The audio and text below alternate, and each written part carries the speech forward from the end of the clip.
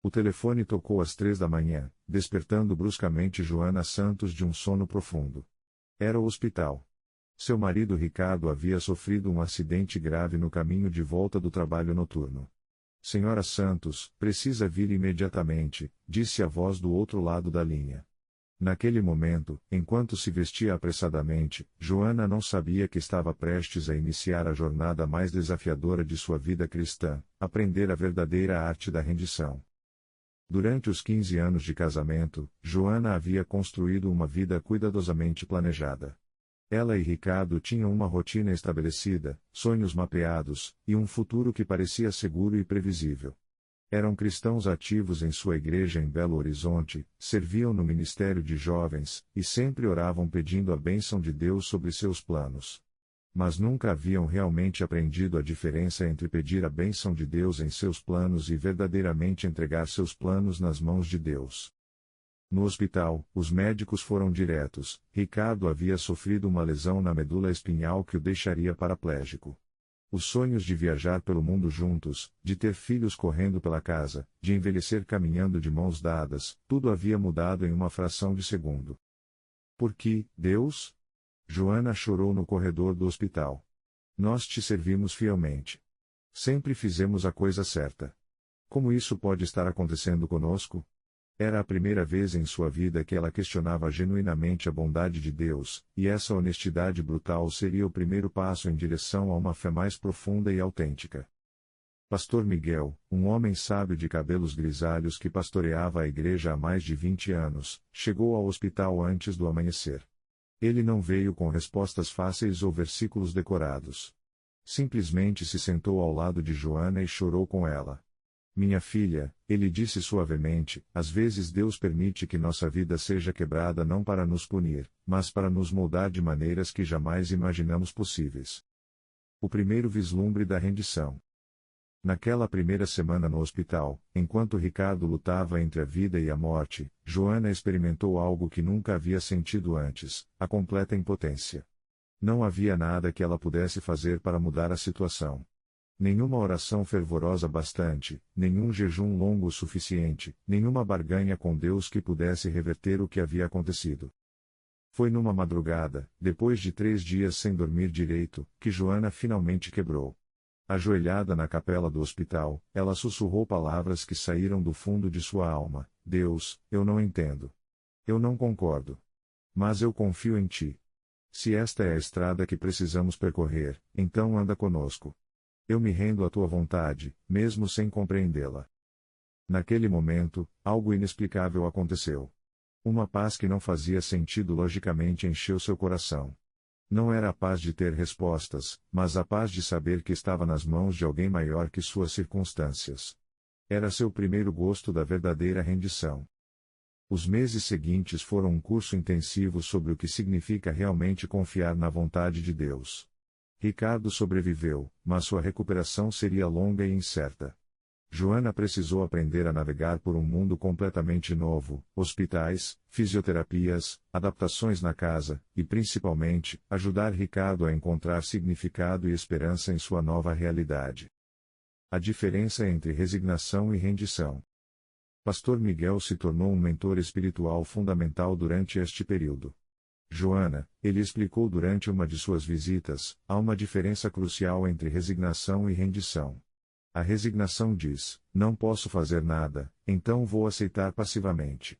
A rendição diz: confio que Deus está trabalhando mesmo quando não posso ver, então vou cooperar ativamente com seus propósitos. Essa distinção revolucionou a perspectiva de Joana. Em vez de simplesmente aguentar as circunstâncias, ela começou a procurar ativamente como Deus queria usá-la e a Ricardo nesta nova fase de suas vidas. A rendição não era passividade, era uma participação ativa na vontade de Deus, mesmo quando essa vontade era dolorosa ou confusa. O processo de soltar o controle. Uma das lições mais difíceis que Joana teve que aprender foi soltar sua necessidade de controlar e entender tudo. Ela sempre havia sido uma pessoa organizada, que gostava de ter respostas e planos claros. Mas a verdadeira rendição exigia que ela abraçasse o mistério e a incerteza como parte da jornada de fé. Meus pensamentos não são os vossos pensamentos, nem os vossos caminhos os meus caminhos, diz o Senhor. Ela meditava nas palavras de Isaías 55, 8-9. Lentamente, ela começou a entender que confiar na vontade de Deus não significava compreender seus caminhos, mas crer em seu caráter mesmo nas trevas. 6 meses após o acidente, algo extraordinário começou a acontecer. Ricardo, que inicialmente havia caído em profunda depressão, começou a encontrar um novo propósito. Sua experiência no hospital o havia conectado com outras pessoas enfrentando desafios similares, e ele descobriu um dom para o encorajamento que nunca havia conhecido antes. Descobrindo o propósito na dor. Joana, Ricardo disse numa tarde enquanto voltavam de uma sessão de fisioterapia, eu sei que isso vai soar estranho, mas acho que estou grato por este acidente. Joana olhou para ele surpresa. Não grato pela dor ou pela limitação, ele continuou, mas grato porque isso me mostrou um lado de Deus que eu nunca havia experimentado antes. E me mostrou uma capacidade de amar e ser amado que eu não sabia que existia. Essa declaração marcou um ponto de virada em suas vidas. Eles começaram a ver que Deus não havia causado o acidente, mas estava usando até mesmo essa tragédia para moldar neles um caráter que refletisse mais claramente o de Cristo. A rendição estava produzindo frutos de transformação que jamais imaginaram possíveis. O ministério que nasceu da dor. Inspirados por sua própria jornada, Joana e Ricardo iniciaram um ministério no hospital onde ele havia sido tratado. Eles começaram visitando outros pacientes com lesões similares, oferecendo não apenas palavras de conforto, mas o testemunho vivo de que era possível encontrar esperança e propósito mesmo nas circunstâncias mais desafiadoras. Vocês não sabem o quanto significa ver que é possível sorrir novamente, disse Carlos, um jovem de 22 anos que havia ficado paraplégico após um acidente de motociclismo quando vocês entraram no meu quarto. Vocês trouxeram mais que esperança, trouxeram prova de que Deus realmente pode fazer algo belo até mesmo do que parecia destruído. Com o passar dos anos, Joana descobriu que a rendição não era um evento único, mas um processo contínuo de entrega. Cada nova situação trazia oportunidades de aprofundar sua confiança na vontade de Deus. Rendição nos pequenos detalhes. A rendição real, Pastor Miguel ensinou durante um de seus estudos bíblicos, não é apenas sobre as grandes crises da vida. É sobre entregar a Deus cada pequena ansiedade, cada plano diário, cada expectativa sobre como as coisas deveriam ser. Joana descobriu que isto era verdade. Render-se quanto ao futuro era uma coisa, render-se quanto ao trânsito matinal ou à fila do banco era outra completamente diferente. Ela começou a praticar o que chamou de rendições diárias. Toda manhã, antes mesmo de sair da cama, ela entregava o dia nas mãos de Deus. Senhor, este dia é teu. Use-o como quiser. Se houver frustrações, que eu as veja como oportunidades de crescer em paciência. Se houver alegrias, que eu as receba com gratidão. Que eu seja tua serva em todas as pequenas coisas. A rendição das expectativas. Um dos aspectos mais desafiadores da rendição foi aprender a entregar suas expectativas sobre como as pessoas deveriam reagir ao seu testemunho. Joana descobriu que nem todos ficavam inspirados pela história dela e de Ricardo. Alguns se sentiam desconfortáveis, outros faziam comentários insensíveis, e alguns simplesmente não queriam ouvir. Senhor, ela orou após uma conversa particularmente difícil com uma amiga que havia dito que ela deveria superar isso e seguir em frente. Eu me rendo também às reações das pessoas. Não posso controlar como elas respondem à nossa história. Apenas posso ser fiel em compartilhar teu amor da maneira que tu me chamar para fazer. O acidente havia testado o casamento de Joana e Ricardo de maneiras que eles nunca imaginaram. Houve momentos de raiva, frustração e profundo desespero. Mas também houve descobertas sobre intimidade e amor que só podiam vir através da vulnerabilidade forçada pela adversidade. Redescobrindo o amor. Nosso amor antes do acidente era baseado no que fazíamos juntos, Joana refletiu durante uma conversa com suas amigas. Agora, nosso amor é baseado em quem somos um para o outro. É um amor mais profundo, mais real, embora também seja mais difícil às vezes. A rendição no casamento significou abrir mão de como ela achava que um matrimônio deveria ser e abraçar o casamento que eles realmente tinham. Isso incluiu aceitar limitações físicas, ajustar sonhos, e descobrir novas formas de intimidade emocional e espiritualismo. Ricardo, por sua vez, teve que render sua identidade como provedor tradicional e protetor físico da família. Joana, ele disse numa noite, eu me sinto tão inútil às vezes. Eu queria poder cuidar de você da maneira que um marido deveria cuidar. Você cuida de mim, ela respondeu. Só que de maneiras que não esperávamos. Você me ensina coragem todos os dias. Você me mostra o que significa confiar em Deus quando tudo parece impossível. A renovação dos votos. No 5º aniversário do acidente, Joana e Ricardo decidiram renovar seus votos matrimoniais.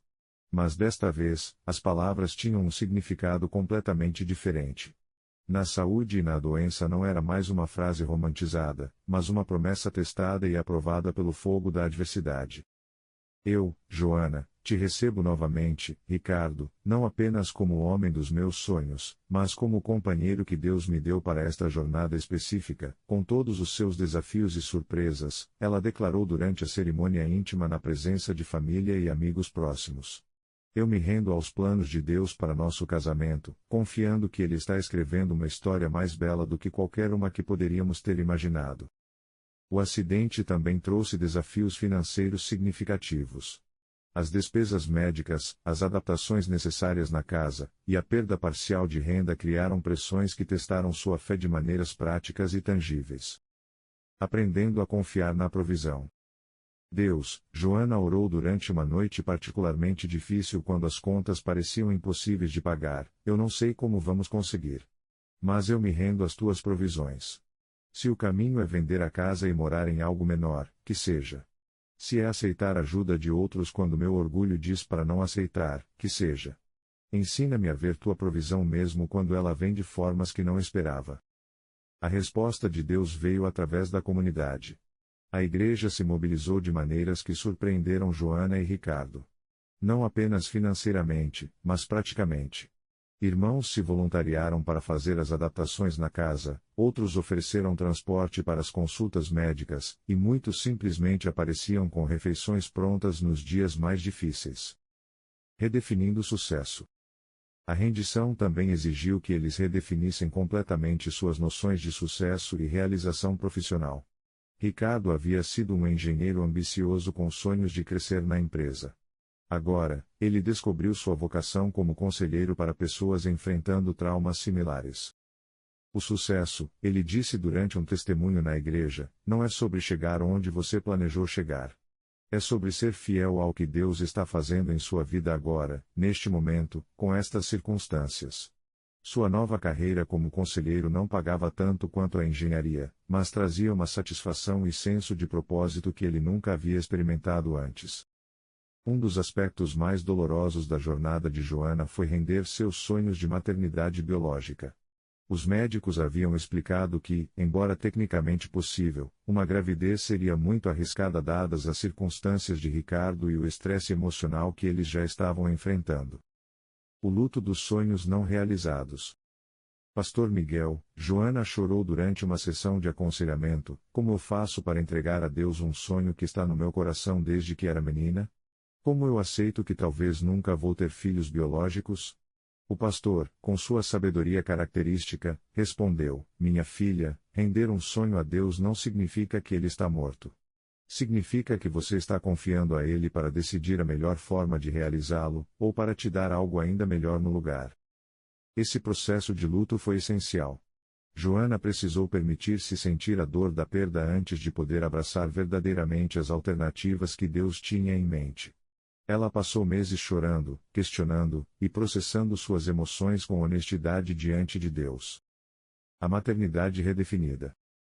A resposta de Deus veio de uma forma que Joana nunca havia considerado. Através do ministério no hospital, ela e Ricardo começaram a se conectar com jovens que haviam perdido os pais ou estavam em situações familiares difíceis. Lentamente, eles se tornaram figuras parentais para vários desses jovens. Tia Joana, disse Amanda, uma jovem de 16 anos que havia perdido as pernas em um acidente e sido rejeitada pela família, vocês são os únicos pais de verdade que eu já tive. Naquele momento, Joana entendeu que Deus havia respondido seu desejo de maternidade de uma forma que ela nunca poderia ter imaginado, dando-lhe não um filho, mas muitos filhos espirituais. Após 8 anos caminhando na arte da rendição, Joana havia se tornado uma pessoa fundamentalmente diferente. Não que suas circunstâncias fossem perfeitas, longe disso. Ricardo ainda enfrentava desafios diários com sua condição, eles ainda lutavam financeiramente às vezes, e ainda havia momentos de tristeza e frustração.